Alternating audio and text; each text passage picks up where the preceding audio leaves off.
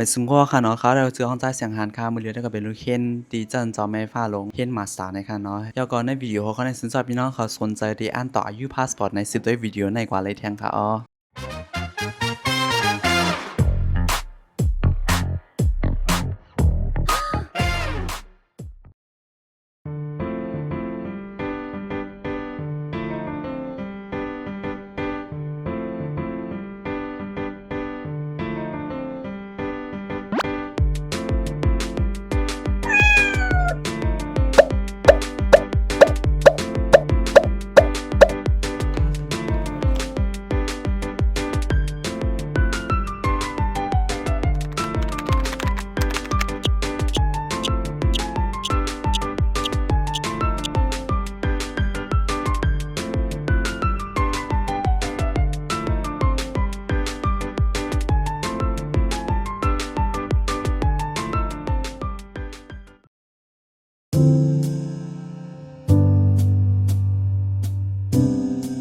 ที่ได้เนี่ยก็กะเฮ็ดมายาวๆนั่นค่ะเนาะอันเป็นวิดีโอเนี่ยก็มาเฮ็ดไว้หลังมันค่ะย้อนเพราะว่านึงเนี่ยก็เขาก็ให้ไทยวิดีโอที่ในรูปนั่นค่ะเนาะให้ก็ไล่มาลานนี้ลองตัวทบกันนั่นค่ะเอาค่ะอันตั้งสึกสังสิว่าเขาได้ต่ออายุพาสปอร์ตในนึงเนี่ยเขาก็ได้เข้าในเว็บไซต์ของเขานั่นค่ะมันจังค่าแล้วก็เป็นลูกเขียนจันจอมเก่งให้เนี่ยให้ก็หาด้วยในเว็บไซต์ของเก่งใหม่นั่นค่ะแล้วมันจะมีรูป Translate of Myanmar ที่ฉะนั้นค่ะเนาะให้ก็เข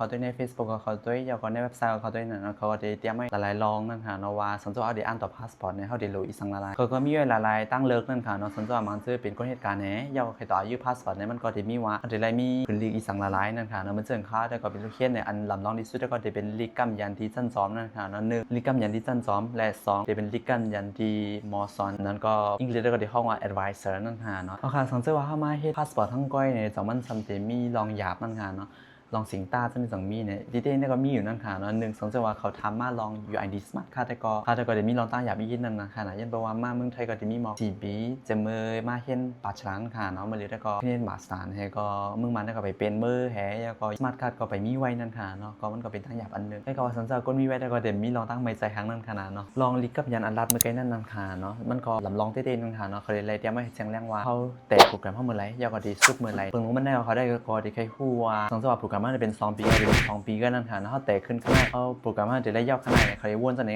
เขาได้วนป้าลองข้าวยาวเขาได้ยาวย่อมือไหลแล้วก็เขาได้ไล่เฮ็ด publication เหมือนเสิ่นข้าวมาสไตล์เขาได้ไล่เฮ็ดออกขึ้นลีกนั่นก็ปืนแพ้ใน journal อันเป็นของนอกเมืองก่อนนั่นค่ะเนาะมัน2นาทีจ้างฮับคู่ไล่แล้วก็ว่าใน embassy นั้นก็ในการต่อพาสปอร์ตนั่นก็เขาได้ก็ได้วน2ป้าลองจังได๋นั่นค่ะนะเขาได้วนว่าเป็น2ปีก็ได้เลยเป็น2ปีก็นั่นค่ะ